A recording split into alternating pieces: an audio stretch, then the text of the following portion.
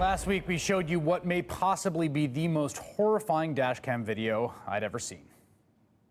Can I see your license, please? Get out of the car! Get out of the car! Get on the ground!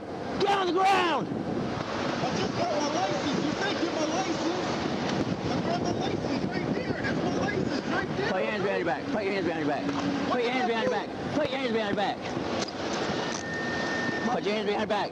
What you just saw was dashcam video of former South Carolina State Trooper Sean Groubert shooting Levar Jones. Groubert had stopped Jones for a seatbelt violation on September 4th in that gas station parking lot. He asked Jones for his license, then shot him after Jones reached back in his truck to get his license. South Carolina Law Enforcement Division, which acts as a kind of investigative body at the state level, stated that Groubert, quote, did without justification unlawfully shoot Levar Jones.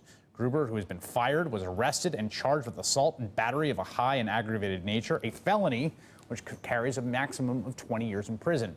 He pleaded not guilty and, according to his attorney, was justified in shooting Jones because the trooper feared for his life and the safety of others. South Carolina Department of Public Safety has now released another version of the dashcam video. It's almost an hour long, and in it, there's a fascinating moment in which Groubert tells what appears to be his supervisor his own version of what happened immediately after the shooting.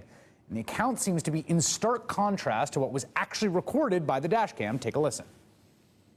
Pulled him over for seatbelt violation. Before I could even get out of my car, he jumped out, stared at me, and as I jumped out of my car and identified myself as I approached him, he jumped headfirst back into his car. I started retracting back towards the rear of his vehicle, telling him, look, get out of the car, let me see your hands. He jumped out of the car. I saw something black in his hand, and I ran to the other side of the car yelling at him, and he kept coming towards me. Apparently it was his wallet.